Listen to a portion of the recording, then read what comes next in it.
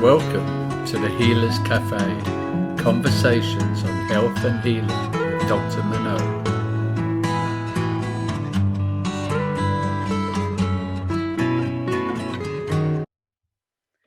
So welcome to the Healers Café.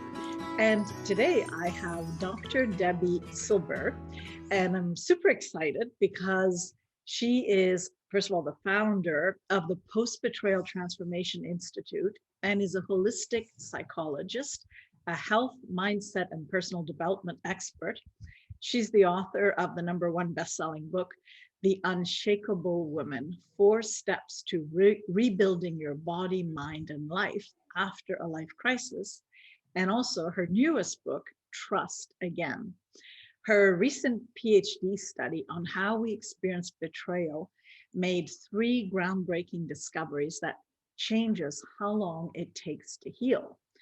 In addition to being on Fox, CBC, the Dr. Oz Show, is TEDx speaker. She's also an award-winning speaker. And I'm just going to go right into it here. And first of all, welcome you. Thank you so much. Looking forward to our conversation. Yeah, and of course, I want to know everything about your PhD and what these discoveries are. But before we go there, what actually got you into the field of psychology? And then did your own life circumstances impact it? And yeah, why don't we go through the personal piece first? Absolutely. Well, I don't think anybody wakes up one day and says, "I want to study betrayal." That is only because you have to. And I had a horrible family betrayal, and I thought I did the work to heal. And then a couple of years later, it was my husband. And like anybody who's been through it, you're shocked, you're devastated. It makes no sense. And I tried to learn my way out of things. And I was desperate to understand how the mind works and why we do what we do and how I can heal. So this may not be what others would do coming off of betrayal, but I was like, you know what? That's it. I'm enrolling in a PhD program. I just felt so intuitively guided. I wasn't even sure why. Okay. In transpersonal psychology, the psychology of transformation and human potential, because I was changing so much. He was separately on his own, but I wanted to really understand it. So I enrolled in this program with the intention of just figuring this out and hopefully healing. And then it was time to do a study. So I studied betrayal. What holds us back? What helps us heal? And what happens to us physically, mentally, and emotionally when the people closest to us lie, cheat, and deceive? And that study led to 3 groundbreaking discoveries, which changed my health, my family, my business, my life. Okay, well, I think I'm just too curious. Let's go. Tell us a little bit about that, because so many people have betrayal, and from what I have myself witnessed is that, like all traumas, they're cumulative, right? It's like An unhealed betrayal certainly is. And that's actually how we know it's unhealed. When we go from relationship to relationship to relationship, or partner to partner to partner, friend to friend to friend, and someone says, "What the heck? I keep having the same experience. The faces change, but it's the same thing. Is it me?" Yes, it is. There's a profound lesson. It's not our fault, but there's a beautiful lesson we need to learn. And unless and until we do, we get the opportunity to figure that out. Maybe it is that you really are lovable, worthy, deserving, or that you need better boundaries in place, whatever it is for you. But these repeat betrayals absolutely are a sign that they're unhealed. Yeah. And it always takes 2 to tango, right? There's the facilitator, and I'm not much into victimhood. That's not really how we change the world. So Not at no, all. I appreciate what you're saying. It's like, what can we do? But it's also to notice, like you say, it is a 2-way thing. It's not just only work on your own development, because otherwise that's another, a deep dive into nowhere. Sure, because here's the thing, we have to, once we understand these things, then we look at people very differently, and we sharpen our BS meters. We could sniff that stuff out in a minute, and we actually wouldn't even be attracted to that same level of consciousness. We've changed, we've grown, we've healed. Yeah. So it's a whole different dance once Mm. we've done that work. Mm. And this is something that I saw in the study clearly. But I'm happy to go through the discoveries if that would. Yeah, I would love that. And if you have examples or Oh, something to make sure. it really real, that it Yeah, helps, because sure. theory is theory. Yeah. So the first thing was that there's actually this collection of symptoms, physical, mental, and emotional, so common to betrayal. It's now known as post-betrayal syndrome. And we've had over 13,000 people take our post-betrayal syndrome quiz on our site to see to what extent they're Mm. struggling. And what's so interesting is, and I actually pulled some stats for you, I'm happy to share, but we've all heard time heals all wounds. And there's a question on the quiz that reads, is there anything else you'd like to share? And people are sharing things like, my betrayal happened 40 years ago. I can still feel the hate. My betrayal happened 35 years ago. I'm still unwilling to trust. My betrayal happened 10 years ago. It feels like it happened yesterday. So that saying of time heals all wounds, I have the proof that's not true. Mhm. We heal from betrayal. It's very different when we face it, feel it, heal it. But anyway, there is this collection of symptoms, and so often we attribute them to aging or stress or whatever. Mhm. But so often it's an unhealed betrayal. So here's just some of the things we found. Like 78% constantly, 78% of the people from this, that we've pooled, constantly revisit their experience. 80% are hypervigilant. 94% deal with painful triggers. I mean, just that alone is exhausting. Mhm. Here are some of the common physical symptoms. 71% have low energy, 68% have sleep issues, 47% have weight changes, and 45% have digestive issues. That's so common.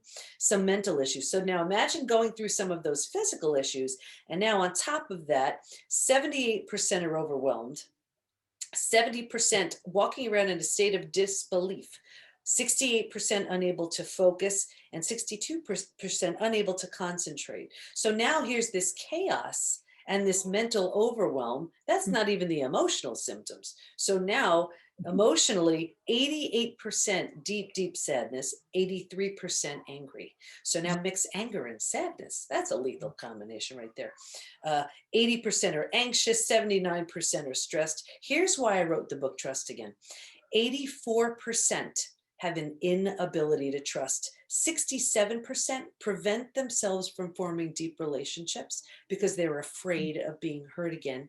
82% find it hard to move forward. 90% want to move forward, but they don't know how. Wow. Yeah. Well, it just shows how any deep stressor, whether it's an emotional trauma or physical trauma, hits all levels, right? Not just our emotional body, but our physiology. And we're in a type of long-term fight flight, right? Which a lot of these symptoms are, sympathetic overdrive stored, cellular Absolutely. memory stored. The issues are in the tissues. Absolutely. Exactly. And what was so interesting though was there is a difference between healing from betrayal and healing from other life crises, death of a loved one, disease, natural disaster. Originally, I was studying betrayal and post-traumatic growth, like sort of the upside of trauma, how that Right. trauma, whatever it is, leaves you with a new awareness, perspective, insight that you didn't have. But I had been through death of a loved one and I had been through disease, and betrayal felt so different for me, but I didn't want to assume. So I asked all my study participants and I said, if you've been through other traumas besides betrayal, does it feel different for you? Hands down, unanimously, they said, oh my gosh, it's so different. And it's so different because it feels so intentional. So we take it so personally. Right. Yeah. If we lose someone we love, like I lost my mom, you grieve, you mourn, life will never be the same, but you don't necessarily take it personally. Yeah. Betrayal attacks the entire self, and the Yeah. whole self has to be rebuilt. Confidence, a sense of belonging, rejection, worthiness, trust. So when that's all rebuilt, it didn't kind of qualify as post-traumatic growth. It was really post-traumatic growth plus rebuilding of the self. So I coined a new term, post-betrayal transformation. So when you have fully healed from betrayal, that's the state you're in. Mm-hmm. So that was the second discovery, Yeah. which was so exciting because there was this clear difference between that attack to the self. Yeah, no, I can see that because it's like the premise of our connection to another is it's we have to trust ourselves in it, right? And it's like now it's like you have to have self-doubt. You're saying like, was I wrong in my assumptions, in my trust, is it me? So I can certainly see or I can echo what you're saying in the patients I have Yes, help to deal with that for sure. because It's it's big self-doubt. yeah, because the very people or person who helped to create that sense of safety and security is now the very person who destroys it. Yeah. So it's it shatters, absolutely Yeah. shatters any sense of safety and security. So the third discovery was, while we can stay stuck for years, decades, a lifetime, and many of us do, if we're going to fully heal, we're going to move through 5 now proven predictable stages. What's even more exciting about that is now we know what happens physically, mentally, and emotionally at every stage and what it takes to move from one stage to the next. So now healing from betrayal is predictable. And I'm happy to go through the stages if you want me to Yeah, share them. I would love to. Yeah, absolutely. Sure. Maybe one time when I have more time, I'll read your book. and in trust, again, it's a deep dive. We go Yeah. through each stage and the experiential exercises that will move you from one to the Mm, next. great. So here are the stages. So the first is, it's like a setup stage, and I just saw this with every study participant, me included. If you imagine 4 legs of a table, the 4 legs being physical, mental, emotional, and spiritual, what I saw with everybody was a real heavy lean on the physical and the mental, and kind of neglecting the emotional and the spiritual. So what does that look like? It looks like we're really good at thinking and doing and kind of neglecting the feeling and being. Mhm, But it's in the feeling and being, that's where our intuition lies. mhm, And so often we turn that down. That's not to say if we're busy just doing, it's a setup for betrayal. It's just what I saw. mhm, Stage 2, by far the scariest stage. This is the shock. This is D-Day, Discovery Day. And it's the breakdown of the body, the mind, and the worldview.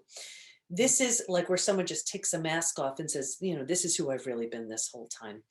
And so we ignite the stress response. Now we're headed for every single stress-related symptom, illness, condition, disease. Our mind is in a complete state of chaos and overwhelm. This makes no sense. We can't wrap our minds around what we've just learned. And our worldview is shattered, our mental model. These are the rules. This is how it works. Don't go there. Trust this person. And in a moment, everything we've known to be real and true is no longer. So the mhm, bottom truly has bottomed out on us. It's mhm, terrifying. I remember a study participant saying, you know what it feels like? It feels like, imagine every negative emotion you can experience, you can feel, getting punched in the gut and losing a child in a crowd at the same time. mm. It's just Yeah, it's horrible, yeah. But think about it. If you were walking down the street and the bottom suddenly bottomed out on you, what would you do? You would grab hold of anything and everything you could to stay safe and stay alive. Mhm, That's stage 3. Survival instincts emerge. It's the most practical of all of the stages. If you can't help me, get out of my way. How will I survive this experience? Who can I trust? Where do I go? mhm, But here's the trap. Once we've figured out how to survive, because it feels so much better than the shock and trauma from where we just came, it's like we're like, whew, okay, I'm good. And we try to make this work. We don't even know there's a stage 4 and stage 5. And when we're trying to make this work, now at the same time, we start getting these small self benefits, secondary gain from being mhm, here. We get to be right. We get someone to blame. We get a target for our anger. mhm, We get sympathy from everybody we tell our story to. And then while we're in that space, the longer we're there, now the mind starts doing things like, well, maybe you deserved it. Maybe you're not all that. Maybe you caused it, right? And we start doing these things. So now we're forming deeper and deeper roots in a place we just do not belong. While we're there now, like energy attracts like energy. So now we're calling situations and circumstances and people towards us that confirm this is where we belong. It gets even worse. Don't worry, I'll get you out of it. Now, because we're here and we have no idea, there's a stage 4 and a stage 5. This is the stage where we start using things like food, drugs, alcohol, work, TV, keeping busy, reckless behavior, because we're not happy, but we don't know there's a way out. So we do this for a day, a week, a month, a year, 5 years, 10 years, 20 years. And I can speak with someone, let's say 20 years down the road, and they're like, you know what, I'm ready to deal with my food issue. I'm ready to deal with my drinking. And I say, well, does it have anything to do with, a betrayal? They say, oh my gosh, that happened 20 years ago. You see, but it was never healed. So most people find themselves in this perpetual holding pattern, which is a stage 3. That's where most people land and stay. If you're willing to let go of your story and all the benefits you get and all of that, you can move to stage 4. Stage 4 is finding and adjusting to a new normal. Here's where you accept, I cannot change this scenario, this situation, but I can control the meaning I make, what I do with it, all of it. And this is, I always liken this to if you've ever moved to a new house, office, condo, apartment, whatever. Your stuff isn't all set up. It's not quite cozy yet, but it's going to be okay. When you're in this stage, you start turning down the stress response a little bit. You're not quite healing just yet, but you're not causing the massive damage you were causing in stage 2 and stage 3. And what I found most interesting to this stage was, think about it. If you were to move, you don't necessarily take everything with you, right? You don't take the things that don't represent the version of who you want to be in this new space.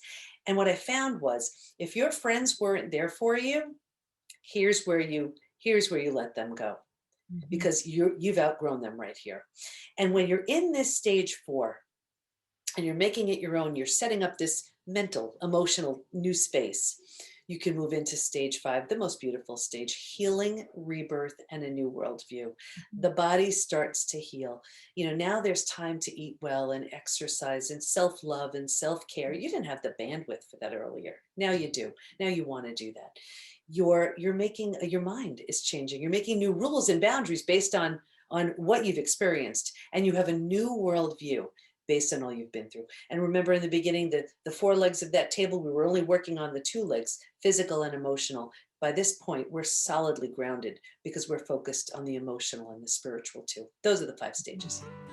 Hi, it's Dr. Manon, and I just wanted to take a moment, commercial break, to ask you to subscribe to my podcast and kindly leave a comment if you're enjoying this. And also, just to let you know, I have tips for people in health looking for solutions to just a variety of issues. It's more like an attitude of health, and they're entertaining short videos, and you can find those under drmanonbolliger.com/tip. The link is here, and I look forward to hearing from you. Yeah, fascinating. But I can see how it makes sense for many people, and also many therapies are sort of aimed at and facilitate the being stuck in stage 3. Absolutely. Tell me your story again and again and again, and it's like, even though we change our stories as we heal, of course, there is an attachment to the safety of the story, especially when you get a response to it. Exactly. Yeah, you're so right. And we don't want to be, if that story has become our identity, we don't want to be without an identity. So if you can't imagine who you'd be without it, that story is going nowhere. And I always have this visual of, let's say, someone on a trapeze, and here they're holding on. Here's that stage 3, they're holding on. They see the other bar, they grab it. That's the stage 4. But you're not going anywhere until you let go of that first bar. And that's why so many people get stuck. And that story, yes, they need to make sense and make meaning out of it. But once they do, the story no longer serves. I mean, when I think about my story, the most impactful, important people in my life all betrayed me. And if I told that story to anybody, they'd say, oh my gosh, is that awful? But, when you take that and say, okay, but at the end of the day, that's all I have is that story. But instead, if you do something to move towards healing and do something good with it, that's a better story. Yeah, no, for sure. Right. It makes total sense. And have you found what really motivates people to move away from that part? Like, is it a conscious thing? They realize that this is not serving them? Is it new friends, new opportunities that allow them? Like, what has been the driver that shifts, especially from 3 to 4, like letting go, as you say, one, and moving? What have you found to be true? Yes, it's such a great question. It's really a combination of a few things. It could be the pain is so great where you are that it overrides the fear of the unknown. Because really, that's it. That here we are stuck in that familiar. Doesn't mean it's good. It just means it's familiar. But when that gets to a point that it's so painful and you recognize how it's holding you back in just about every aspect of life, often that's it. And then it's a very conscious decision when we immerse ourselves in something forward moving, positive, healing. That's when we can start to move. There were 3 groups in the study who did not heal. And it was so clear. And I went into the study, you're not supposed to assume anything. I was new at this. I was doing my best, but I assumed that the people who were the hardest hit would grow the least because they had so much more to overcome. I was dead wrong. That had nothing to do with it. And what we found was it was the willingness. The willingness to say whatever it takes, I'm moving through this. Because the 3 groups who didn't heal, the first, they were just unwilling to accept their betrayal. They just they weren't having it. And so they stayed. The second was the group who were numbing, avoiding, distracting. They were in that stage 3, and they would run to the doctor, let's say, who put them on a mood stabilizer, anti-anxiety med, or they would drink, or they would numb out in front of the TV. And I get it; it would make the day a bit easier to move through, but it completely halted their healing. And then the third group, I found this so interesting. This was the group where the betrayer had no or very little consequences, and whether this was financial fear, not wanting to break up a family. Very often it was religious fear. They stayed. And this is in a romantic betrayal. And not only did they not heal, by far, this group was the most physically sick. That's interesting. I'm just looking because it's not my subject particularly, but I've certainly seen thousands of patients. And I would say that the most chronic diseases manifest from the deepest stuckness, where there's actually a persistent fear, whether it's a belief or real. Like sometimes it's really hard for especially certain women in certain circumstances to really leave the situation they're in. There's not the support there's not the support, and even if there is, it's not the right type of support. Exactly. And I found consistently, if it's not the right type of support, it can do more harm than good. Because now here this person's been betrayed, and so often they get blamed for it. They get criticized for taking it too seriously or too hard, or and it's coming from, it could be well-meaning or not, but it's really not doing any good. Or someone may find, let's say, some sort of support group where it's like the Ain't It Awful Club, and you start feeling better and you don't belong. So we actually took all of that. I said, well, what do people typically do when they've been betrayed? They'll go to a therapist or counselor, which could be wonderful, but that's still not addressing it on every level. No. Or they'll numb, avoid, distract, or they'll seek support, but it may not be the right group. So in the PBT, post-betrayal transformation community, it's like everything this study proved we need. The 13,000 responses, what they said they wanted, and what I found wasn't really helping. And we just put that all together in our community. Great. So it's a really supportive community in that sense, like supportive for growth. Oh, It's yeah, absolutely. To lift and inspire from yeah, people who get it. So yeah. they understand. So everybody knows what everybody's experiencing, but it's to lift and inspire. And we have certified coaches and practitioners, and they're teaching live daily classes, and they've been through it, but they feel so good about their transformation. That's what happens. You can't help Yeah, but want to share it. yeah, yeah, of course. Yeah, Yeah. so you actually have then a training in this methodology that you've discovered.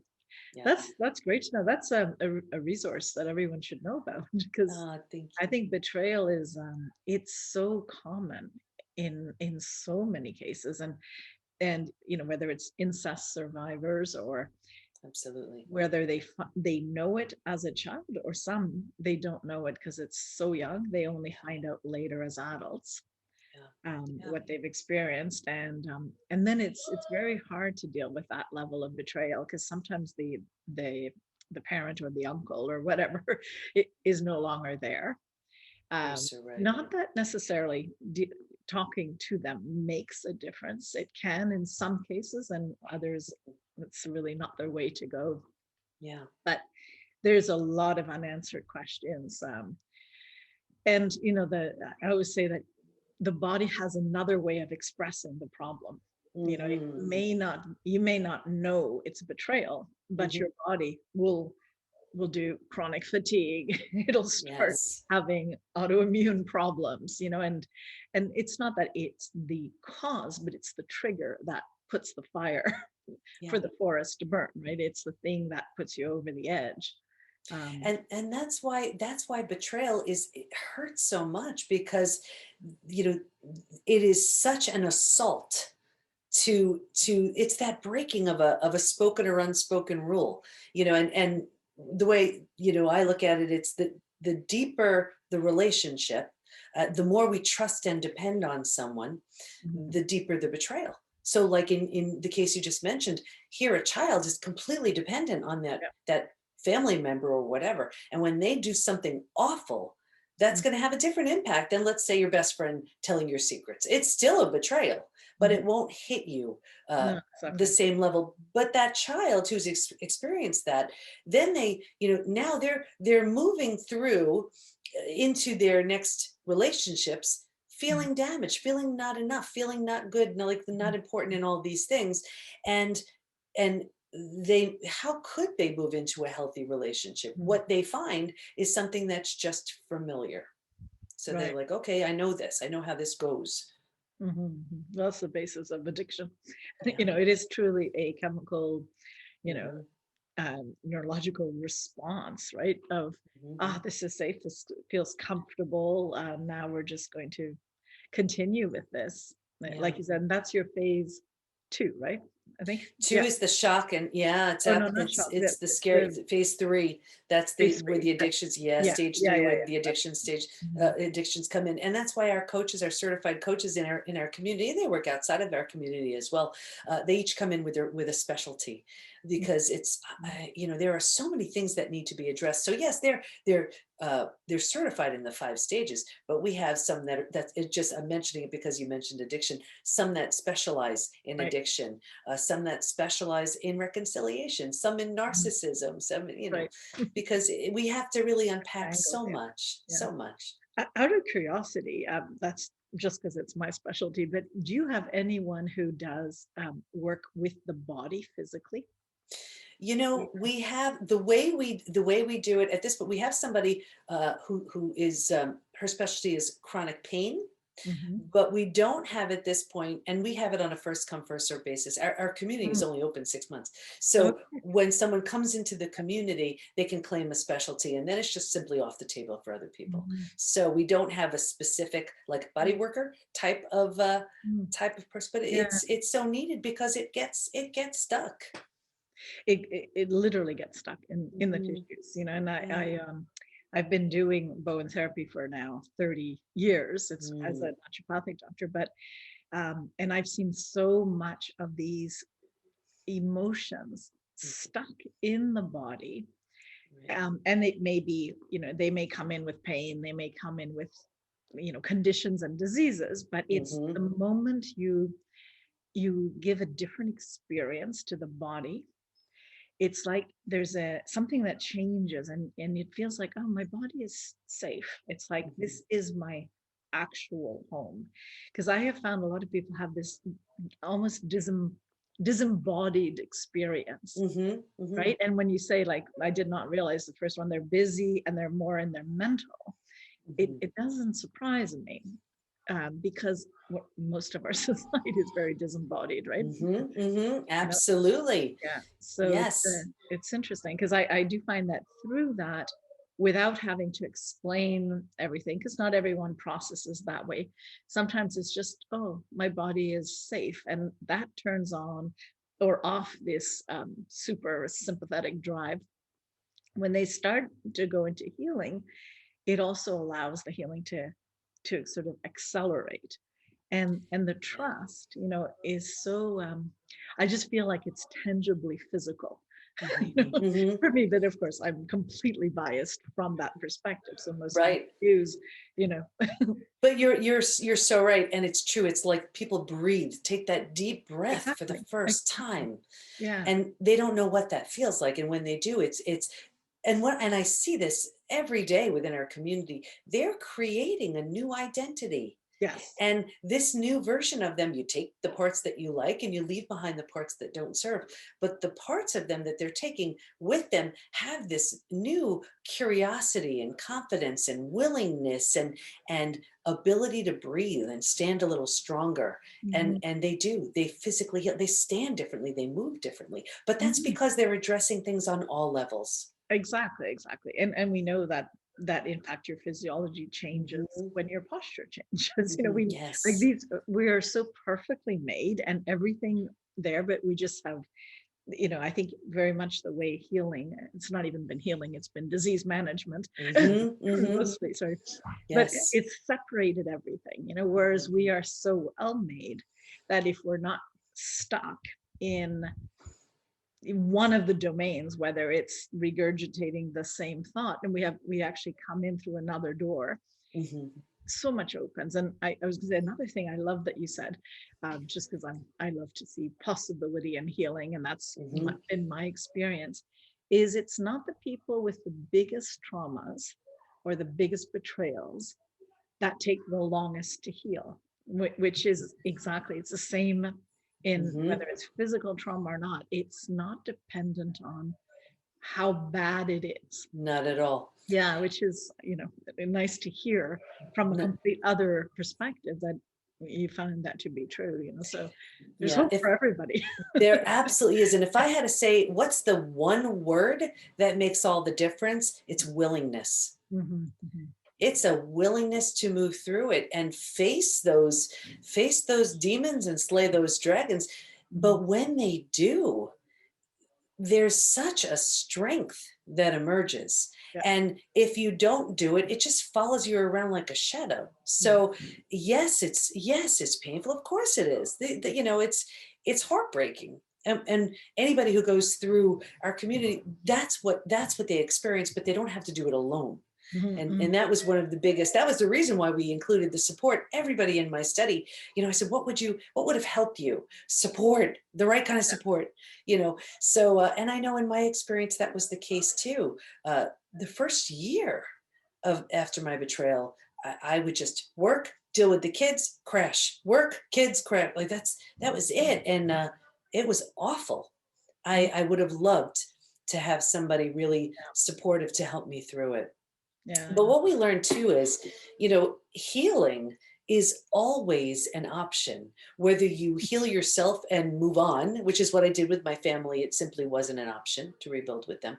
Or if the situation lends itself, if you're willing, if you want to, as two completely transformed people, you rebuild something entirely new with that person who hurt you.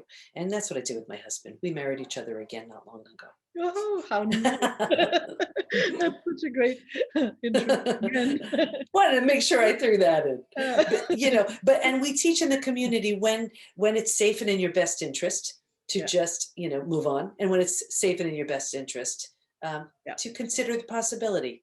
And everyone's situation is different, but we teach somebody how to know when it's okay. Great. Wow. I was going to say, any last words, but that has given me chills. Well, I do have one last thing, and I hope this would serve. And for everybody who's hearing this, if you have to say this 100 million times, it's worth it. Even though it happened to you, it's not about you. Yeah. And that's a hard one to believe in the beginning, but it's true. Yeah. Yeah. You could even say it's for you. When you get through it. I wouldn't say that to somebody fresh in, but kind of coming out the other side, then it's okay. Yeah, I've gone through my own many diseases, actually, and many betrayals, which I'm sure they're all interlinked at one point or another. But yeah, it is possible to love life and trust again. So anyway, I really appreciate you sharing all this. And the name of your book, we'll put everything underneath, but what is your new book? Trust Again. Trust Just again. like you, Trust Again. Overcoming betrayal and regaining health, confidence, and happiness. Okay, and that obviously you can get it on Amazon. Of course. Perfect. Okay, well, thank you so much for sharing your time. Thank you for allowing me to share.